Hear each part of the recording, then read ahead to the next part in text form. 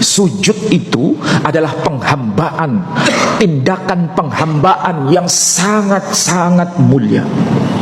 Sujud itu. Kenapa saya harus berkata seperti ini? Kalau kita tidak punya pengalaman, itu sulit mau bicara. Sampai detik ini, saya tidak bisa sujud hampir 3 bulan. Pak Haji datang ke rumah sudah berapa? 3 bulan ya? Nah, 3 bulan. 3 bulan saya nggak bisa sujud. Itu pengalaman yang membuat saya menderita sebetulnya. Kenapa? Saya tidak bisa menghambakan diri pada posisi yang sangat merendah. Dan panjenengan pasti punya pengalaman yang sama. Mungkin sebelumnya kita tidak tahu takdir yang menimpa diri kita, kita tidak tahu. Tapi semua itu ada hikmah supaya kita mendapatkan pelajaran. Selama hidup ini saya nggak pernah masuk rumah sakit. Maksudnya dirawat di rumah sakit. Tapi kalau mengunjungi rumah sakit sering. Ada teman, ada kolega yang sakit, ya sering. Tetapi mengalami langsung di dalam rumah sakit, itu baru sekarang.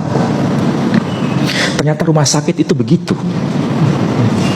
Merasakan, menginap di dalam rumah sakit, walau hanya semalam, saya bisa merasakan seperti itu. Beda kalau kita belum punya pengalaman. Ketika diantar ke rumah sakit, pengalamannya juga beda. Saya waktu dibawa ke rumah sakit itu seperti mengalami kematian betul. Karena seluruh organ tubuh saya itu tidak bisa bergerak. Betul-betul tidak bisa bergerak. Hanya saya bisa mendengar saja.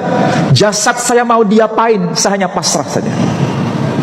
Ternyata begitulah saya bisa bayangkan kematian itu. Kematian itu kita tidak bisa berbuat apa-apa, tidak bisa melakukan apa-apa, bahkan bergerak pun tidak bisa, tapi hanya bisa mendengar. Yang saya dengar hanya suara istri saya, sekaligus suara sirine sampai pada tujuan. Kematian itu seperti itu. Kita tidak tahu umur kita sampai kapan. Tapi masihkah manusia belum bisa mengambil pelajaran? Tapi kalau sudah diberi pelajaran, itu berarti kita sedang diberikan hikmah untuk bisa ambil pelajaran itu. Panjenengan yang sudah bisa sujud seperti orang normal, sudahkah merasakan nikmatnya sujud itu?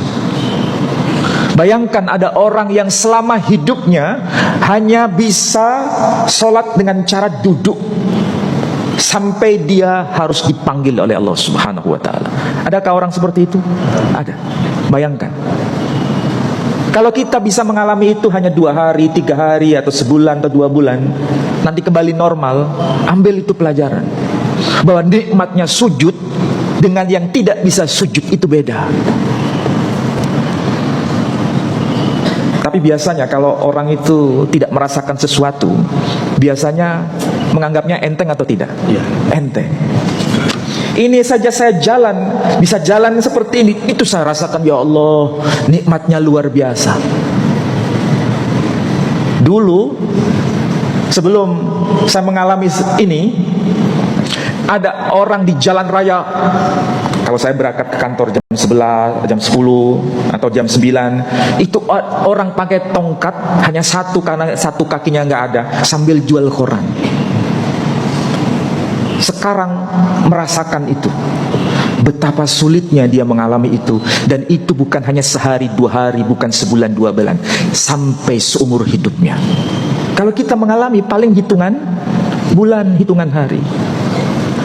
Panjenengan di sini masih bisa beraktivitas normal, tapi sudahkah kita mensyukuri itu? Tongkat ini lebih berharga dibanding yang lain. Jenengan kalau lihat tongkat ada harganya, nggak merasakan itu. Maka jangan melihat sesuatu itu yang lebih, lihatlah yang bawah. Jangan merasa disisihkan oleh Allah Subhanahu wa taala. Aku sudah beribadah sekian tahun, tahajud sekian tahun, hidup kok masih begini saja. Jangan mengeluh. Jangan mengeluh. Itu adalah nikmat terbesar. Kesehatan itu nikmat terbesar. Harta itu dibanding kesehatan tidak ada apa-apanya. Ini contoh yang paling sederhana, tapi kita sering lupa. Maka gunakan kesehatan kita ini sebagai sarana untuk mengabdi kepada Allah Subhanahu wa taala. Jangan sampai seperti hamba yang diperintahkan ini, dia enggan. Iblis hanya diperintah sujud saja, dia enggan.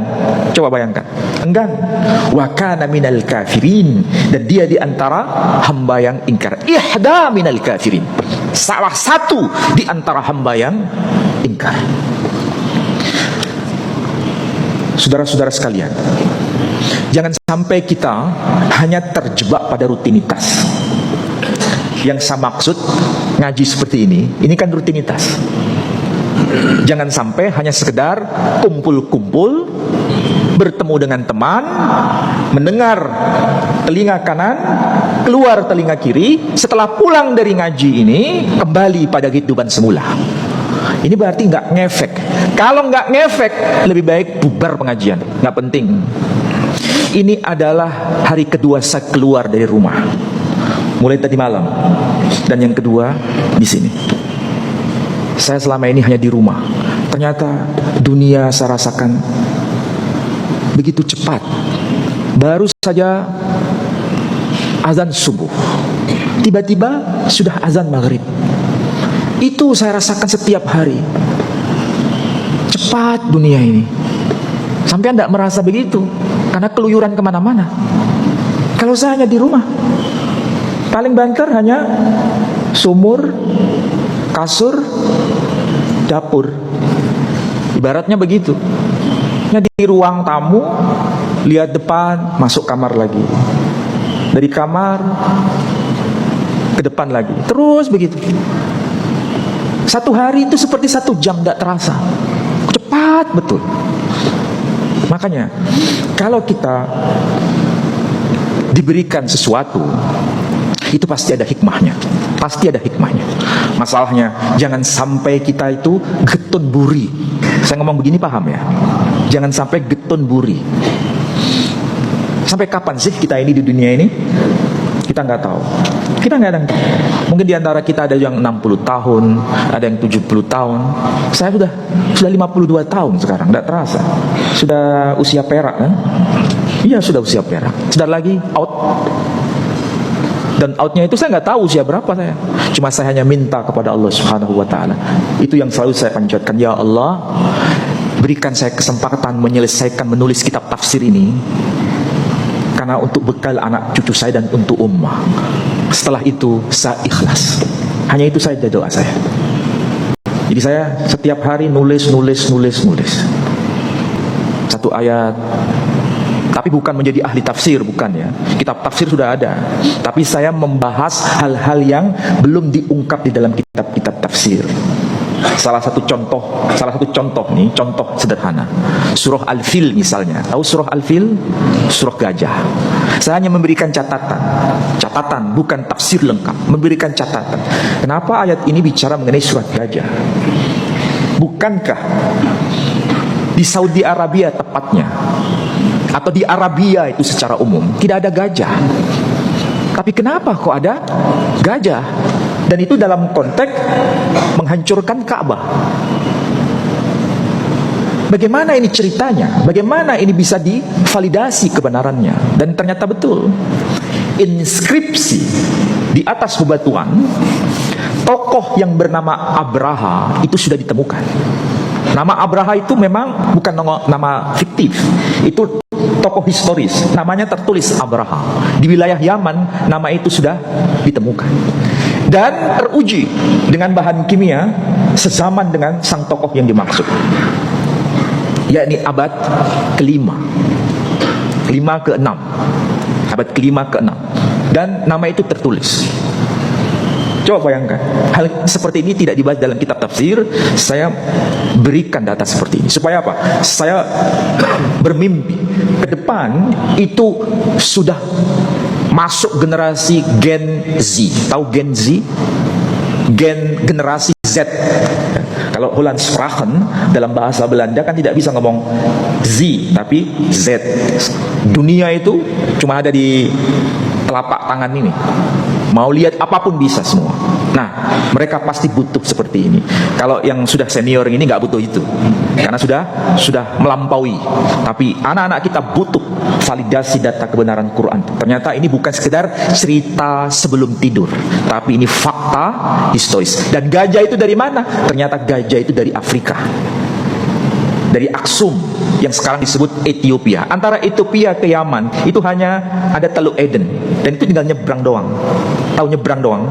Nah, itu fakta real. Berarti apa yang dikatakan dalam Quran bukan sekedar pokoknya diimani, tapi menjadi sebuah fakta.